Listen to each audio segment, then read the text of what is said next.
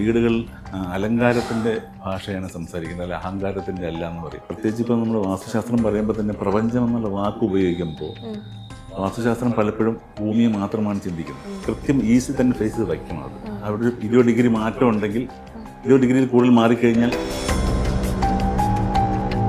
ഈ വാസ്തുവിൽ പ്രധാനപ്പെട്ട ഒരു വേർഡാണ് അല്ലെങ്കിൽ ഒരു സങ്കല്പമാണ് കന്നിമൂല എന്നുള്ളത്.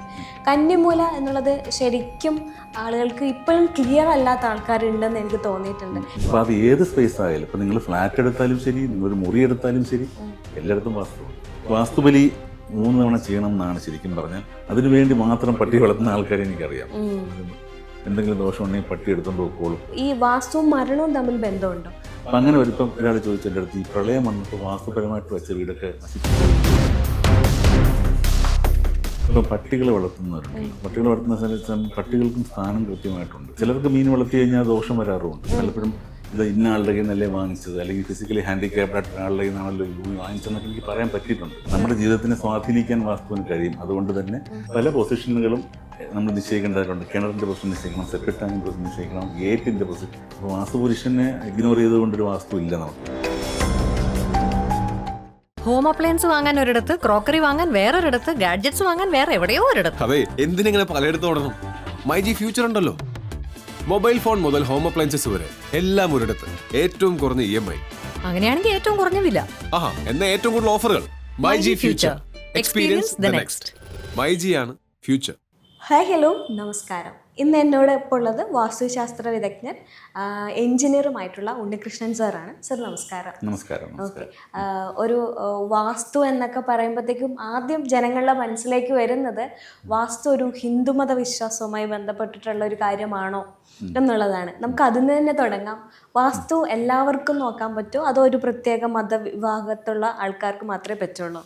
അതൊരു വളരെ വ്യാപ്തിയുള്ളൊരു ചോദ്യമാണ് ശരിക്കും പറഞ്ഞത്. ഹിന്ദുമതത്തിൻ്റെ ആരാധനയുടെ ഭാഗമായിട്ട് വന്നതായിട്ടാണ് ഇത് കൂടുതൽ വിശ്വസിക്കുന്നെങ്കിലും ഇത് ശരിക്കും ഭാരതീയ വാസ്തുശാസ്ത്രം എന്ന് പറയുന്നത് ഭാരതീയ ആർക്കിടെക്ചറാണ്, ഇന്ത്യൻ ആർക്കിടെക്ചറാണ് ശരിക്കും പറയുന്നത്. ഇന്ത്യൻ ആർക്കിടെക്ചറിലേക്ക് വിശ്വാസങ്ങൾ കയറി വരികയും ഒപ്പം തന്നെ അസ്ട്രോളജി പോലുള്ള കാര്യങ്ങൾ അതിനകത്ത് ഇംപ്ലിമെൻ്റ് ചെയ്യുകയൊക്കെ ചെയ്ത ഒരു പാറ്റേൺ ഓഫ് ലൈഫ് ഉണ്ടാക്കിയെടുത്തിട്ട് പണ്ട് വിദഗ്ധന്മാർ കൊണ്ടുവന്ന ഒരു വേ ഓഫ് ലൈഫാണ് വാസ്തു എന്ന് പറയുന്നത്. It's a way of life എന്ന് വേണമെങ്കിൽ നമുക്ക് സിംപ്ലി പറയാം. പക്ഷെ അതിനകത്ത് എല്ലാ മതക്കാർക്കും ഇപ്പം എൻ്റെ അനുഭവത്തിൽ എന്ന് പറഞ്ഞാൽ എല്ലാ മതക്കാരും അതിപ്പോൾ നോക്കുന്നുണ്ട്. അതിലൊരു ഹിന്ദു മതത്തിൻ്റെതായ മാത്രമായിട്ടുള്ളൊരു തിയറി ആയിട്ടല്ല ഇപ്പം എക്സിസ്റ്റ് ചെയ്യുന്നത്. കൂടുതലും എല്ലാ മതത്തിൽ നിന്നുള്ളവരും, എനിക്ക് ക്ലയൻസ് എന്ന് പറഞ്ഞാൽ എല്ലാ മതത്തിൽ നിന്നുള്ളവരും ഉണ്ട്. അപ്പോൾ അതുകൊണ്ട് തന്നെ എനിക്ക് മനസ്സിലാക്കാൻ പറ്റും വളരെ സെൻസിറ്റീവ് ആയിട്ടുള്ളൊരു കാര്യമാണിത്. എല്ലാവരും ഉപയോഗിക്കുന്ന കാര്യം ഗുണങ്ങൾ കിട്ടി തുടങ്ങിയത് കൊണ്ടാണ് എല്ലാവരും അതിനെ കാക്ഷിക്കുന്നത്. അല്ലാതെ അതിനപ്പുറത്തേക്ക് ഇതിനകത്ത് വിശ്വാസമുള്ളത് കൊണ്ട് ഹിന്ദു ആയാൽ മാത്രമേ അതിനകത്ത് പൂജയും കാര്യങ്ങളൊക്കെ വരുമ്പോഴാണ് ഇങ്ങനെ ഒരു കൺഫ്യൂഷൻ വരുന്നത്. പക്ഷെ അത് അതിൻ്റെ ഒരു പാർട്ടാണ്. ഇപ്പോൾ തന്ത്രവാസ്തു എന്ന് പറയുന്ന ഒരു പാർട്ടാണ്. യഥാർത്ഥത്തിൽ വാസ്തു എന്ന് പറയുന്നത് എല്ലാവർക്കും വേണ്ടിയിട്ടുള്ളതാണ്. ഇന്ത്യൻ ഒറിജിനായിട്ടുള്ള ആർക്കിടെക്ചറൽ സയൻസാണ് വാസ്തു എന്ന് പറയുന്നത്. സാർ, എത്ര വർഷമായി ഈ മേഖലയിൽ?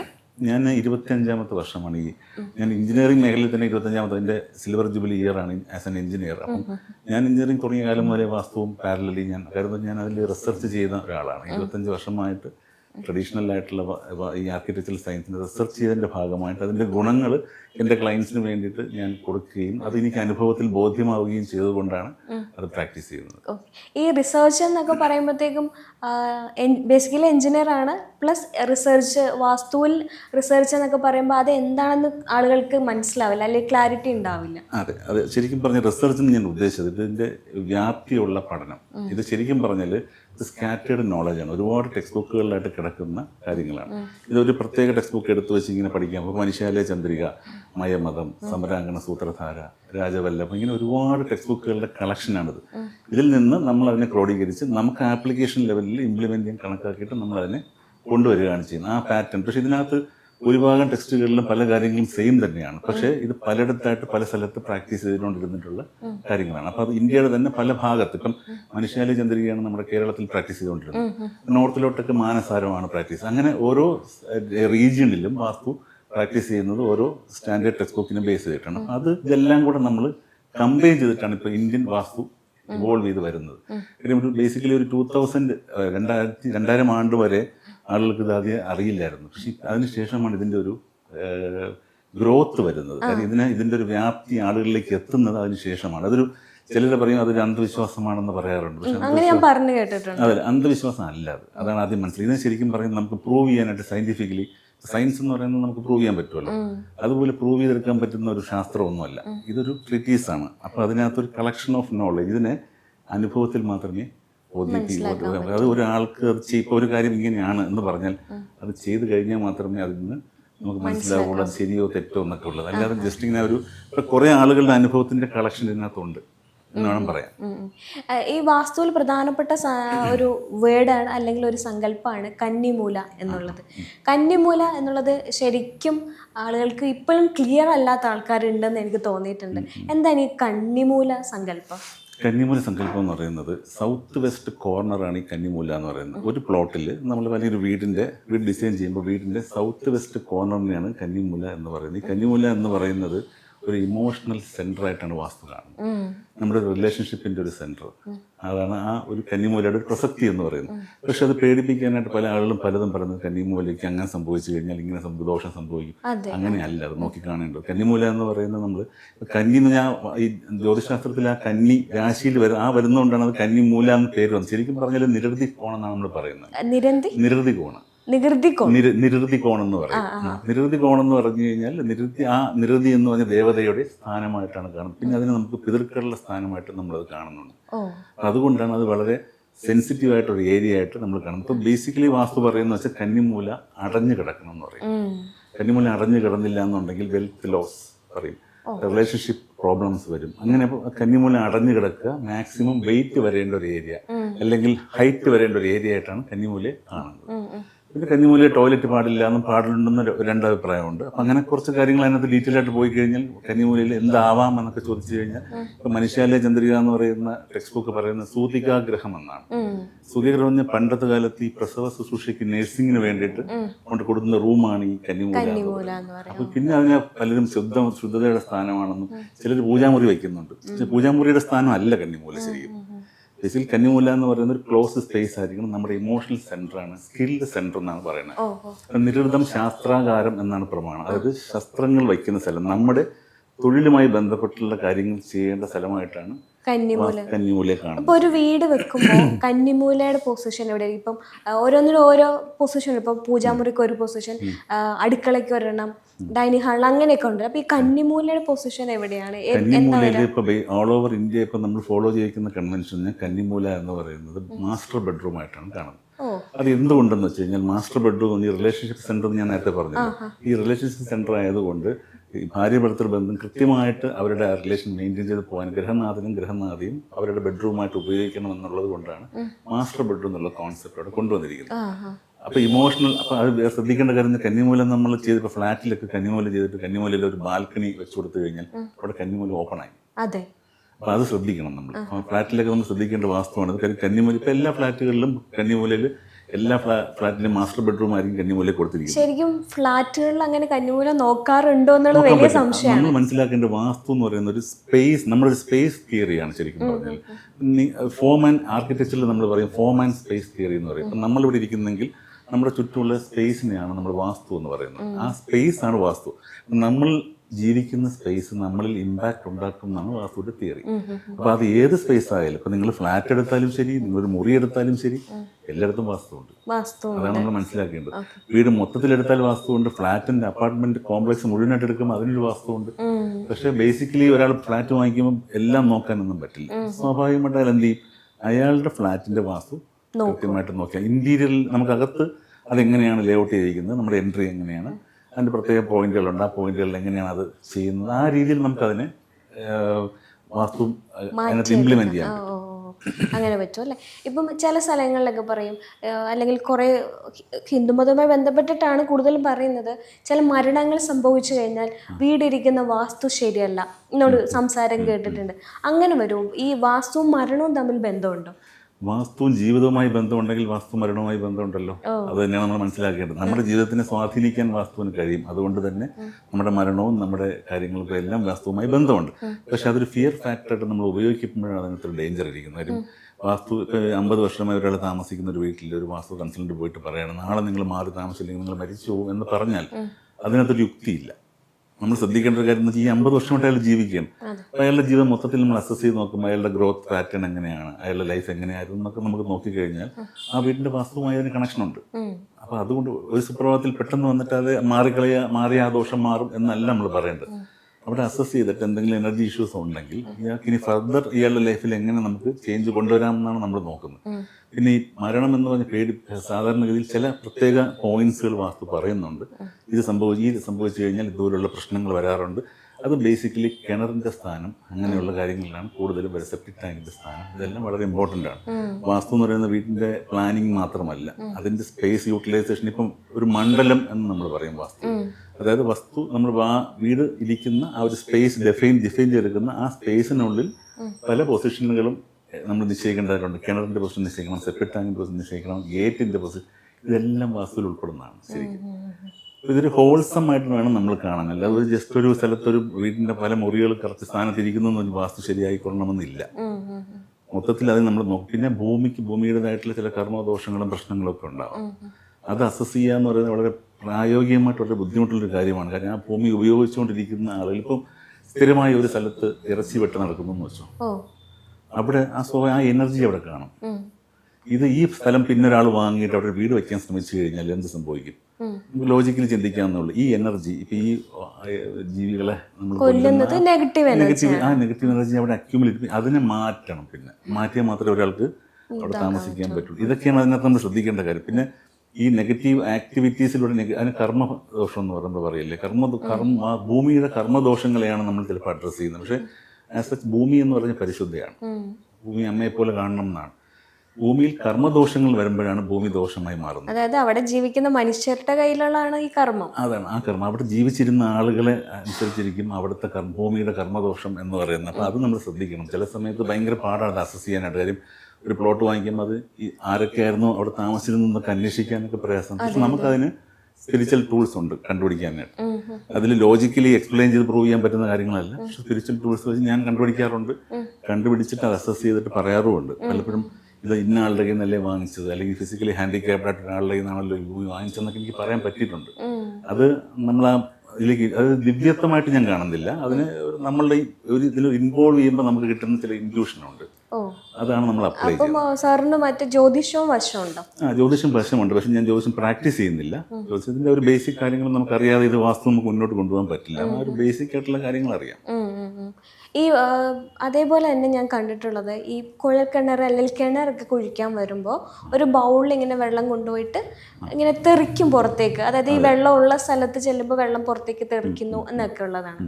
അതെന്താ സങ്കല്പം? അത് ശരിക്കും നമ്മൾ ഈ ഡൗസിങ് എന്ന് പറയില്ലേ, പെൻഡുലം ഡൗസിങ് എന്ന് പറയില്ലേ, ഞാൻ പെൻഡുലമാണ് ഉപയോഗിക്കുന്നത് പലപ്പോഴും ഇതിന് വേണ്ടിയിട്ട്. ഈ ഒരു കാര്യത്തിന് വേണ്ടി പെൻഡുലം ഉപയോഗിക്കാറുണ്ട്. പെൻഡുലം ഡൗസിങ് പോലുള്ള ഡൗസിങ് മെത്തേഡ്സ് ആണ്.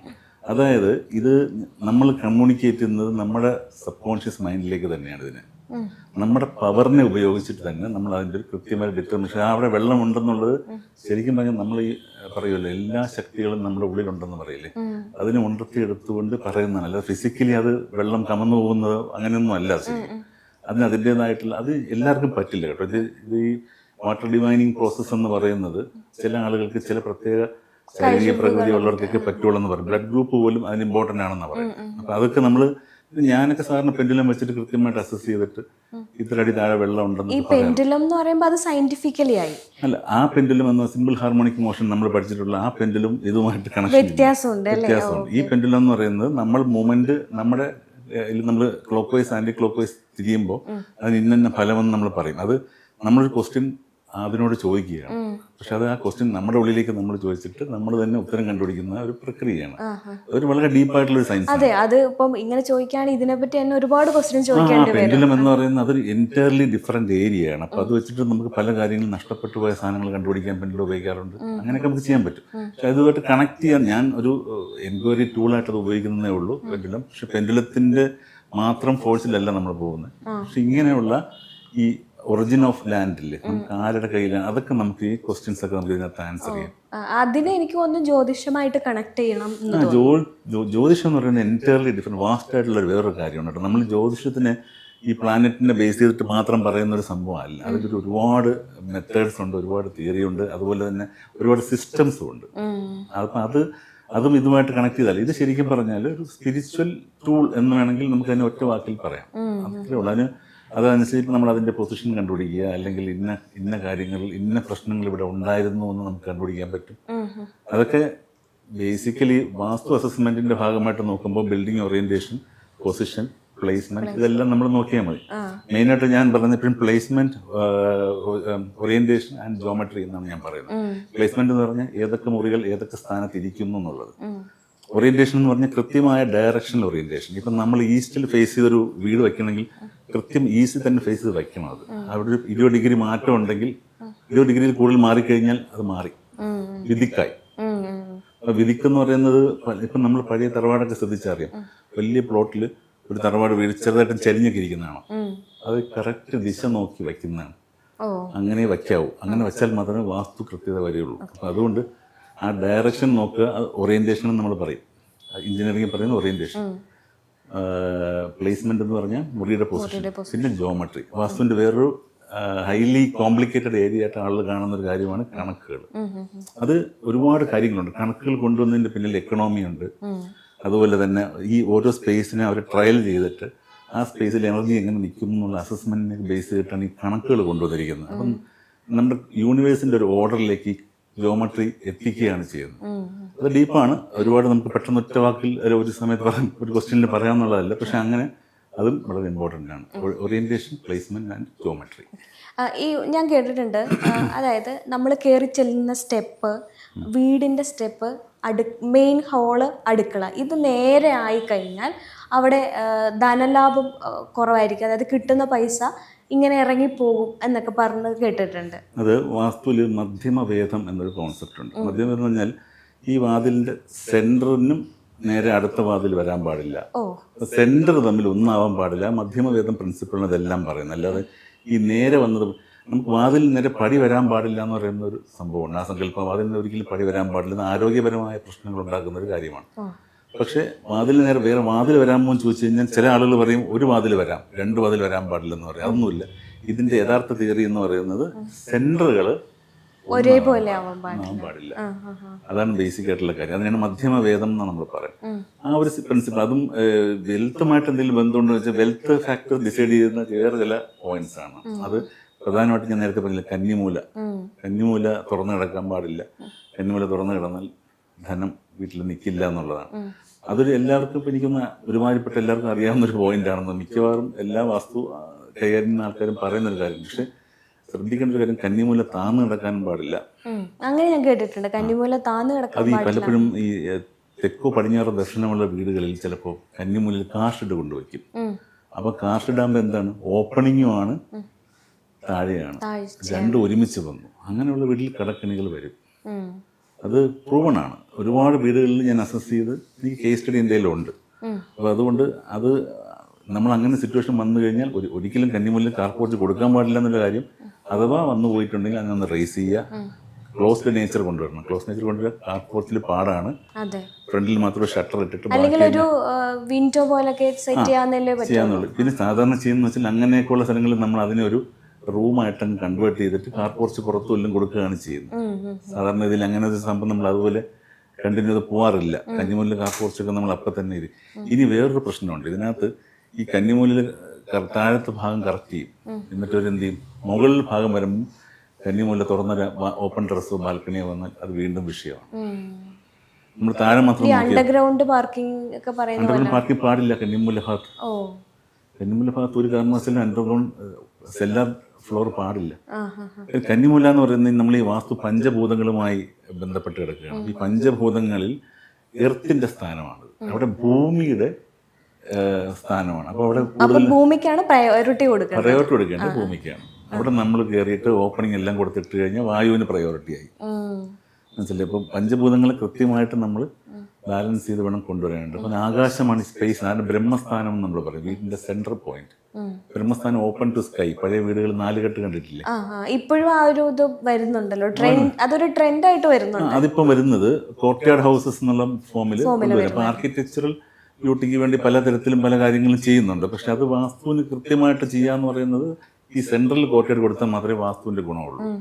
ഇല്ലെങ്കിൽ മറ്റു സ്ഥലങ്ങളിൽ കോട്ടേഡ് കൊടുത്താൽ വാസ്തുപരമായിട്ട് നമുക്ക് ആർക്കിടെക്ചറലി ഓക്കെ ആയിരിക്കും, ലൈറ്റ് കൊണ്ടുവരാൻ പറ്റുമായിരിക്കും. പക്ഷെ വാസ്തു ശരിയാവണമെന്നുണ്ടെങ്കിൽ ആ സെൻറ്ററിൽ തന്നെ വരണം, ബ്രഹ്മസ്ഥാനത്ത് തന്നെ വരണം. ഓക്കെ. അതേപോലെ തന്നെ ഒരു വീട് വെക്കുമ്പോൾ ആദ്യമേ വാനം മാന്തുന്നതിന് മുമ്പായിട്ട് കുറ്റിയടിക്കാന്നൊരു പ്രോസസ്സ് ഉണ്ട്. അതും ഒരു പൂജാ കർമ്മങ്ങളും അല്ലെങ്കിൽ സമയം നോക്കിയാണ് വെക്കുന്നത്. അത് കഴിഞ്ഞിട്ട് ഫസ്റ്റ് കല്ലിടൽ എന്ന് പറഞ്ഞിട്ടൊരു ഇതുണ്ട്, അവിടെ ഒരു പൂജ നടക്കുന്നുണ്ട്. പിന്നീട് ഫസ്റ്റ് കട്ടള വെക്കുമ്പോൾ ഒരു പൂജ നടക്കുന്നുണ്ട്. ഇതെല്ലാം വേണമെങ്കിൽ നമുക്കിത് നോക്കാതെ വെക്കാം, അല്ലെങ്കിൽ നമുക്ക് ഇതേപോലെ ചെയ്യുകയും ചെയ്യാം. അപ്പോൾ ഇത് നോക്കി വെക്കുന്നതും നോക്കാതെ വെക്കുന്നതും തമ്മിലുള്ള ഡിഫറൻസ്, അതിൻ്റെ ഒരു വശം എങ്ങനെയാണ്? തീർച്ചയായിട്ടും ഇതിനകത്ത് നമ്മൾ ശരിക്കും സിസ്റ്റം പറഞ്ഞു കഴിഞ്ഞാൽ 3 സമയത്താണ്. ഇതിന് ഭൂമി പൂജയാണ് ആദ്യത്തെ കാര്യം. ഭൂമി പൂജയും വാസ്തുബലി. ഈ വാസ്തുബലി എന്ന് പറഞ്ഞാൽ വാസ്തുപുരുഷൻ എന്നൊരു സങ്കല്പമുണ്ട് നമുക്ക്. അതൊരു എനർജി കോൺസെപ്റ്റ് ആണെങ്കിലും അതിലൊരു തിയറി ഉണ്ട്.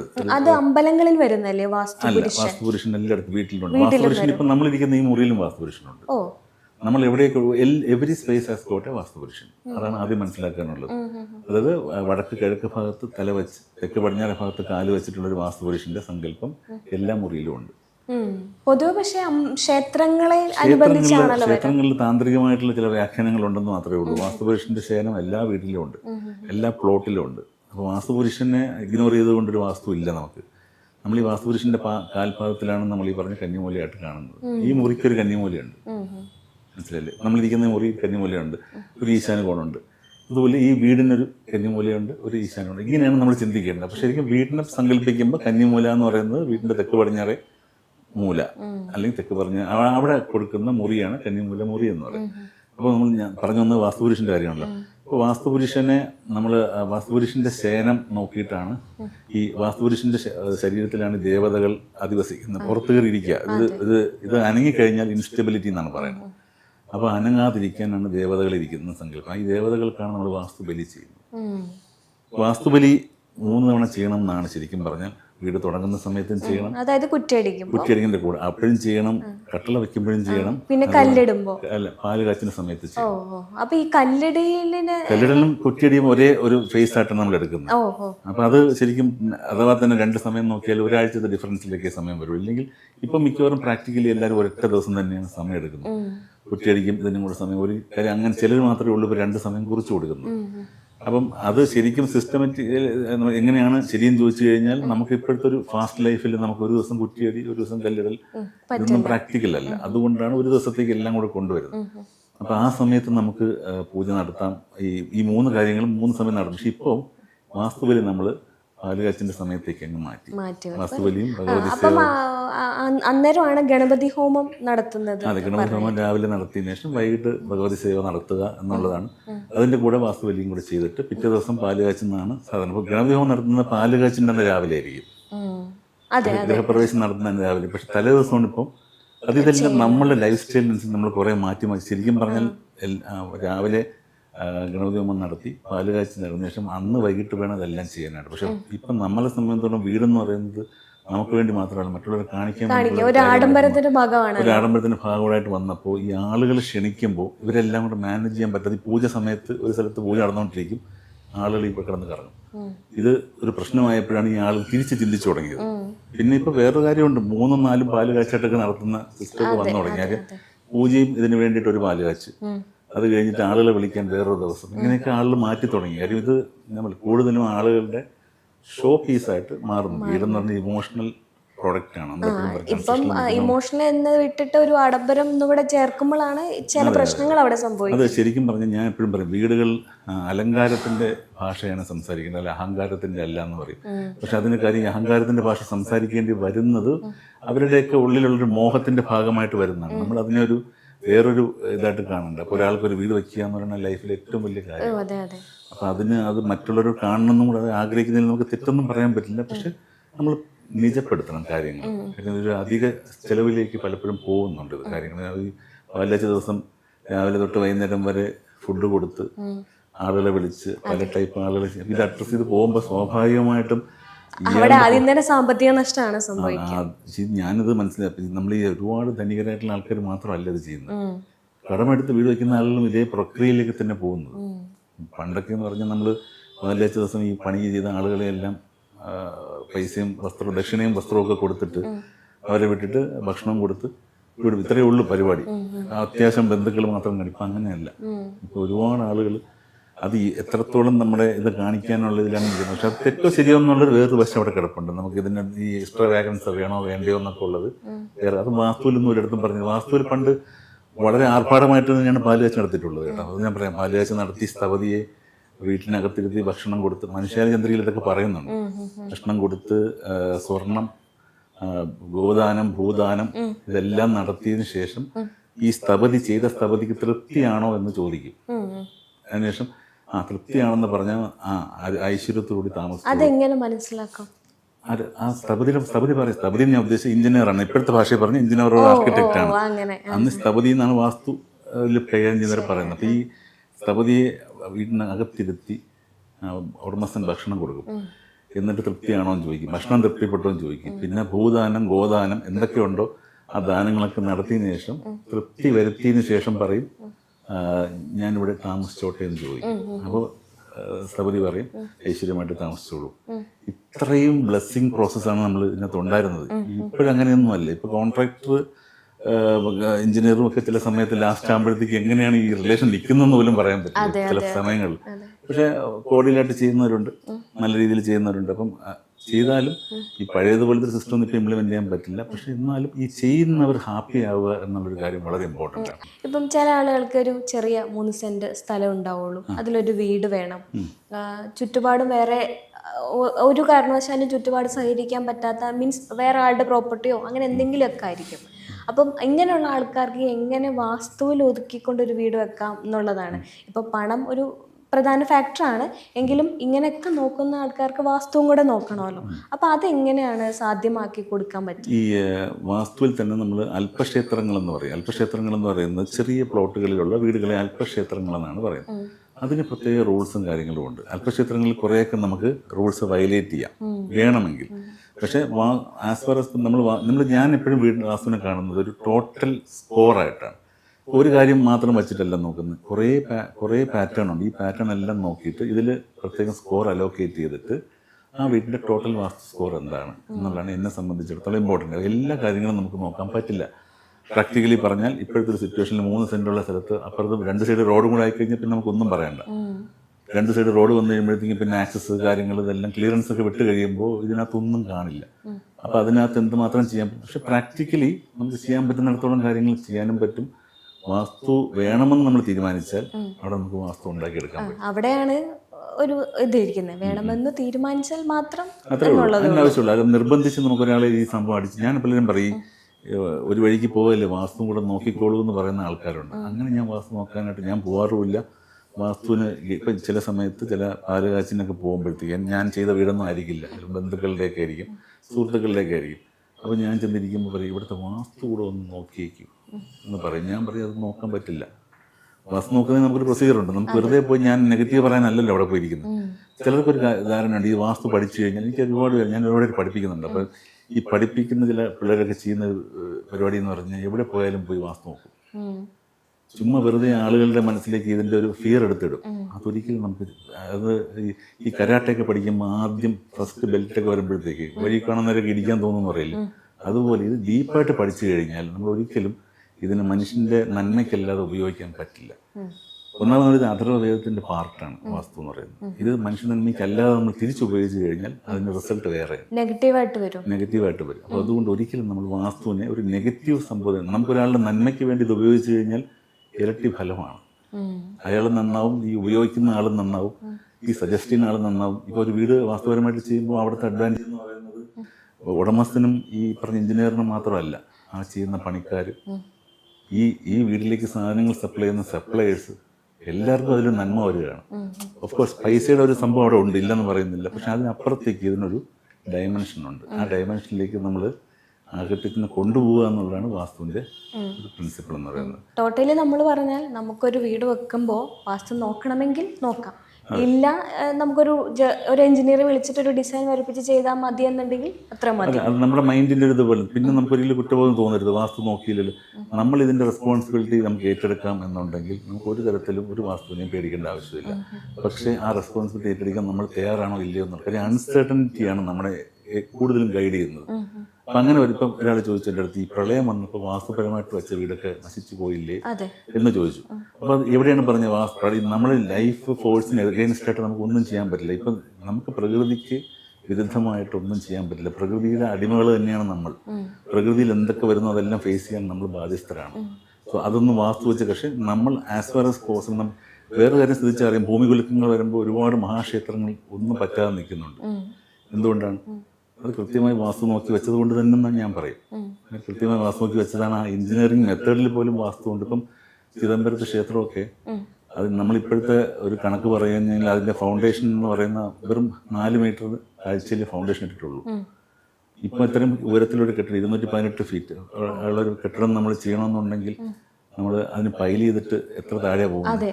അപ്പം അപ്പോഴും എഞ്ചിനീയറിംഗ് അപ്ലൈ ചെയ്തിട്ടുള്ള രീതിയാണ്. അത് സ്പ്രെഡ് ആണ്, അത് കോൺസെപ്റ്റ് വേറെ, പക്ഷെ അതിലും ആ എഞ്ചിനീയറിംഗിലും ഇതൊക്കെ ചേർന്നാണ് വാസ്തു ശരിക്കും പറയുന്നത്. ഒരു ബിലീഫ് സിസ്റ്റത്തിന്റെ ഭാഗമായിട്ട് വെച്ചിട്ട് അങ്ങനെ വെച്ചാൽ വീട് പ്രശ്നം, ഇങ്ങനെ വെച്ച പ്രശ്നമാവും എന്നൊക്കെ ഉള്ളൊരു സംസാരം ഉള്ളത് കൊണ്ടാണ്. പക്ഷെ നമുക്കത് ലഘൂകരിച്ച് കാണാൻ പറ്റില്ല. അതിനകത്തും ഇത്തരം പ്രാക്ടീസുകളുടെ പിന്നിലും ചില എസൻസും ഉണ്ട്. അത് നമുക്ക് അറിഞ്ഞൂടാത്ത കാര്യങ്ങളിലേക്ക് നമ്മൾ അതിനെ ഫോക്കസ് ചെയ്യേണ്ട ആവശ്യവുമില്ല.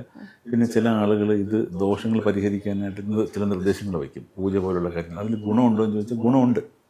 ഗുണമില്ലെന്ന് ഒരിക്കലും പറയാൻ പറ്റില്ല. പക്ഷെ അത് നമ്മൾ നിർബന്ധിച്ചൊരു പൂജ ചെയ്യിപ്പിക്കുക, അല്ലെങ്കിൽ പൈസ ഇല്ലാത്തടത്ത് പൈസ കണ്ടുപിടിച്ച് ചെയ്യിപ്പിക്കുക, ഇങ്ങനെയുള്ള കാര്യങ്ങളോടാണ് ഞാൻ എതിര്. അത് ചെയ്താൽ തെറ്റോ ശരിയോ എന്നുള്ള ക്വസ്റ്റ്യൻ അല്ല, നമ്മൾ നിർബന്ധിക്കാൻ പാടില്ല എന്നുള്ളതാണ്. ഒരാളുടെ മനസ്സ് വിഷമിപ്പിച്ചുകൊണ്ട് അങ്ങനെ ചില ആളുകളുണ്ട്, നമുക്ക് എത്ര നോക്കിയാലും തിരില്ല.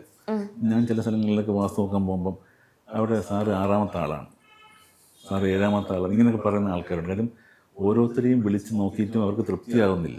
ഏറ്റവും ലാസ്റ്റ് ഓപ്ഷൻ എന്ന പോലെ ആയിരിക്കും വരിക. അത് ഈ മറ്റേ നമ്മൾ ഈ സർജറിയൊക്കെ ചെയ്യുമ്പോഴത്തേക്കും സെക്കൻഡ് ഒപ്പീനിയൻ എടുക്കുമെന്ന് പറഞ്ഞ പോലെ പൊളിക്കുന്നതിന് മുമ്പ് ഒരാളെ കൂടെ വിളിച്ച് കാണിക്കാമെന്ന് വിചാരിച്ചു, ഇങ്ങനെയൊക്കെ പറയുന്നവരുണ്ട്. പക്ഷെ അതൊക്കെ ഒരുതരം നമുക്ക് സൈക്കോളജിക്കലായിട്ടുള്ളൊരു വിഷയമാണ്. നമ്മൾ ഒരാളെ വിശ്വസിക്കുക, ആ വിശ്വാസത്തിൽ മുന്നോട്ട് പോവുക.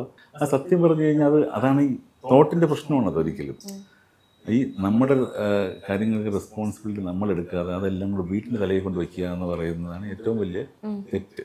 ഒരു ബന്ധമില്ല ബ്രേക്കപ്പും വീടിന്റെ വീട്ടിൽ ആ ബ്രേക്കപ്പ് ആകുന്ന റിലേഷൻ വീട്ടിൽ. പിന്നെ ഒരു കാര്യമുണ്ട്, ഈ ഡൈവേഴ്സ് ഒക്കെ വരുന്നത് വാസ്തുവുമായി ബന്ധം വരും. കാര്യം എന്ന് വെച്ചാൽ വീട്ടിനുള്ളിൽ താമസിക്കുക, രണ്ടുപേരും ഒരുമിച്ച് താമസിക്കുക, ആ സമയങ്ങളിൽ ഉണ്ടാകുന്ന ഫ്രിക്ഷൻ, പ്രത്യേകിച്ച് അഗ്നികോൺ പോലുള്ള ബെഡ്റൂം, അഗ്നികോണിലൊക്കെ ബെഡ്റൂം വെച്ചിട്ട് താമസിച്ചു കഴിഞ്ഞാൽ ഒരുപാട് രണ്ടുപേരും ഫയറാണ്. അഭിപ്രായം വന്നു കഴിഞ്ഞാൽ കോൺട്രഡിക്ഷൻ വന്നുകൊണ്ടേയിരിക്കും. അതൊരു പ്രശ്നത്തിലേക്ക് അവിടെ ചിന്തിക്കുമ്പോൾ ഈ ലിവിങ് റിലേഷൻഷിപ്പിനെ പറ്റിയും പറയേണ്ടി വരും. എല്ലാം പറയേണ്ടി. അപ്പം രണ്ട് പേര് ഒരു വീട്ടിൽ താമസിക്കുകയാണ്, പക്ഷെ അവർ തമ്മിൽ പ്രശ്നങ്ങൾ ഉണ്ടാവും, ചിലപ്പോൾ സെപ്പറേറ്റഡ് ആവും. അവിടെ കല്യാണം എന്നൊരു ഫാക്ടറും വരുന്നില്ല. അതെ, അതാണ്. ആ സ്പേസ് രണ്ടുപേരും യൂട്ടിലൈസ് ചെയ്യുന്നു എങ്കിൽ ആ സ്പേസിന്റെ ഇമ്പാക്ട് രണ്ടുപേർക്കും ഉണ്ടാവും. അങ്ങനെ അതിപ്പോ വിവാഹം ആണെന്ന് നിർബന്ധമൊന്നും ഒരു സുഹൃബന്ധമാണെങ്കിലും പ്രശ്നം വരാം. അതുപോലെ തന്നെ ഓഫീസുകളിൽ വാസ്തു പാർട്ട്നേഴ്സ് തമ്മിൽ വാസ്തുവിന്റെ പ്രശ്നങ്ങൾ ഉണ്ടാകുന്നുണ്ട് ഓഫീസിൽ, കമ്പനികളിൽ. അത് ഈ പറഞ്ഞ നമുക്ക് ഈവൻ സ്റ്റാഫുകൾ ഇരുത്തുന്ന പൊസിഷൻ പോലും വാസ്തുപരമായിട്ട് നോക്കാൻ പറ്റും. അതേപോലെ തന്നെ ചില ആളുകളുടെ വീടുകളിൽ ചെടികൾ വെക്കുന്ന പൊസിഷൻ ഇങ്ങനെ ചോദിക്കുമ്പോൾ ഈ ചെടി എന്താ ഇങ്ങനെ വെച്ചിരിക്കുന്നതെന്ന് ചോദിക്കും, ഇത് വാസ്തുപരമായിട്ട് ഇത് ഇവിടെയാണ് ഇരിക്കേണ്ടതെന്ന് പറയും. ഈ ചെടികൾ വെക്കുന്നതിലും വാസ്തുസങ്കല്പം വരുന്നത് എങ്ങനെയാണ്? മരങ്ങൾ വെക്കുന്നതിന് വാസ്തുസങ്കല്പം ഉണ്ട്, പക്ഷെ ചെടികൾക്ക് അങ്ങനെ വീടിനുള്ളിൽ വെക്കുന്നതിനൊന്നും വാസ്തുസങ്കല്പങ്ങളൊന്നുമില്ല. പിന്നെ നമ്മളിപ്പോൾ ചൈനീസ് വാസ്തുവായ ഫുങ്ഷുയി എന്ന് പറയുന്നിട്ടൊരു സംഭവമുണ്ട്. അപ്പോൾ അതുമായിട്ട് ബന്ധപ്പെട്ട് കുറേ കാര്യങ്ങൾ, ചില പ്ലാന്റ്സ്, പ്രത്യേകിച്ച് മണി പ്ലാന്റ് പോലുള്ള കാര്യങ്ങൾ, ഇതിനൊക്കെ നമുക്ക് ഇമ്പോർട്ടൻസ് ഇപ്പോൾ കൊണ്ടുവരുന്നുണ്ട്. പക്ഷെ അതിനൊന്നും വാസ്തുപരമായിട്ടുള്ള റെഫറൻസ് ഉണ്ടോ എന്ന് ചോദിച്ചു കഴിഞ്ഞാൽ വാസ്തുശാസ്ത്രത്തിലില്ല. പിന്നെ തുളസി ചെടിക്കും തുളസിത്തറയ്ക്കും മുല്ലത്തറയ്ക്കൊക്കെ വാസ്തുവിൽ പ്രാധാന്യമുണ്ട്. അതിനപ്പുറത്തേക്ക് അത് വീട്ടിൻ്റെ വെളിയിലും അല്ലെങ്കിൽ 4 കെട്ടിനുള്ളിലൊക്കെയാണ് മുല്ലത്തറ വരുന്നത്. ചിലപ്പോൾ നമ്മൾ 4 കെട്ട കോട്ടിയാട് ഇവിടേക്ക് അല്ല, വീട്ടിൻ്റെ ഉള്ളിൽ ചെടി വരണം എന്ന്. കാര്യം ബേസിക്കലി ചെടികൾ കാർബൺ ഡയോക്സൈഡ് പ്രൊഡ്യൂസ് ചെയ്ത് കഴിയുമ്പോൾ സ്വാഭാവികമായിട്ട് രാത്രി പല കാര്യങ്ങളും നമുക്കത് ബുദ്ധിമുട്ടുണ്ടാകും. പക്ഷെ ഇപ്പൊ പലരും പറയുന്ന ഓക്സിജൻ രാത്രി എമിറ്റ് ചെയ്യുന്ന പ്ലാന്റ്സ് ഒക്കെ ഉണ്ടെന്നൊക്കെ പറയുന്നു. അങ്ങനെ പറയുന്നുണ്ട്. പക്ഷെ എനിക്ക് അതിനെപ്പറ്റി വലിയൊരു നോളജ് ഇല്ലാത്തതുകൊണ്ട് ഞാൻ അതിനെപ്പറ്റി ഒന്നും പറയാറില്ല. ഈ വീടിനകത്ത് മരം നട്ടുവെക്കുന്ന ആൾക്കാരും ഉണ്ട്. അപ്പൊ അതൊന്നും ശരിയായ വാസ്തുപരമായിട്ട് ശരിയാണെന്ന് ചോദിച്ചു കഴിഞ്ഞാൽ വാസ്തുവിൽ റെഫറൻസ് ഇല്ല. ഇപ്പൊ വാസ്തുവിൽ റെഫറൻസ് ഇല്ലെങ്കിൽ അത് തെറ്റാണെന്ന് പറയാൻ പറ്റില്ലല്ലോ. അതാണ് മനസ്സിലായി. ഇപ്പം aluminium door, aluminium window, UPVC window, ഇതൊന്നും വാസ്തുവിലില്ല എന്ന് വെച്ചിട്ട് വാസ്തു തെറ്റാണെന്ന് പറയാൻ പറ്റുമോ? അതില്ല. പക്ഷെ നമ്മൾ വാസ്തുവിനെ കണക്ട് ചെയ്യുമ്പോൾ തടി കൊണ്ടുള്ള അല്ലെങ്കിൽ മാവ് അത് പ്ലാവ് തുടങ്ങിയുള്ള അന്ന് ലോക്കലി അന്ന് അവൈലബിൾ ആയിട്ടുള്ള മെറ്റീരിയലിനെ പറഞ്ഞ് നമ്മൾ അതാണ് മനസ്സിലാക്കുന്നത്. വാസ്തു പറയുന്നത് ദ്വാരങ്ങൾ എന്നാണ്. അത് വിൻഡോയും ഡോറിനെയും ദ്വാരങ്ങളായിട്ടാണ് കാണുന്നത്. അത് open space, open to outside environment, അതാണ് എൻ്റെ ഉദ്ദേശം. അതിനപ്പുറം അത് എന്ത് മെറ്റീരിയൽ കൊണ്ട് ചെയ്യുന്ന അന്നുണ്ടായിരുന്നത് കടിയായിരുന്നു. അന്ന് UPVC ഉണ്ടായിരുന്നെങ്കിൽ UPVC എഴുതി ചേർന്നു. ഇനിയിപ്പോൾ നമ്മളിപ്പോൾ UPVC വേണമെങ്കിൽ എഴുതി ചേർക്കും. ടെക്നോളജി വളർന്നപ്പോഴാണ് മാറ്റങ്ങൾ വന്നത്. അത്രേ ഉള്ളൂ. ടെക്നോളജി വളരുമ്പോൾ ആ മാറ്റങ്ങൾ വരുന്നേ ഉള്ളൂ. അതിനപ്പുറത്തേക്ക് ഇതിനകത്ത് വേറെ ഒരു തരത്തിലും വാസ്തുവിൽ പറയാത്തത് കൊണ്ട് അത് മോശമാണെന്ന് പറയുന്നത് തെറ്റാണ്. അതേപോലെ തന്നെയാണ് ഈ ഫിഷ് ടാങ്കിന്റെ ഒക്കെ പൊസിഷനും കൂടെ വരിക. അതും പറയുമല്ലോ, ഫിഷ് ടാങ്ക് ഇന്ന പൊസിഷൻ ടാങ്കിൻ്റെ വരും. കാര്യം ഇന്നർ സൈഡിൽ ഇപ്പോൾ അത് ഒരു ലൈഫാണ്, കളക്ഷൻ ഓഫ് അവർ നമ്മൾ ഇക്കോസിസ്റ്റം ഉണ്ടാക്കി കൊടുത്തിട്ട് അതിനെ നമ്മൾ കൊണ്ട് നമ്മുടെ വീടിൻ്റെ ഒരു പാർട്ടിൽ വയ്ക്കുകയാണ്. അപ്പോൾ ആ വീട്ടിൻ്റെ സ്ഥാനവുമായിട്ട് അതിന് ബന്ധമുണ്ട്. പ്രത്യേകിച്ച് ഈ പെറ്റ്സ് ഇങ്ങനെയുള്ള ഫിഷ് ടാങ്ക് പോലുള്ള കാര്യങ്ങളൊക്കെ നമ്മൾ വയ്ക്കേണ്ടത് നോർത്ത് വെസ്റ്റ് ഭാഗത്താണ് പലപ്പോഴും ചെയ്യുന്നത്. പിന്നെ ചിലർ സൗത്ത് ഈസ്റ്റ് വയ്ക്കാനും പറയുന്നുണ്ട് പ്രോസ്പെരിറ്റിക്ക് വേണ്ടിയിട്ട്.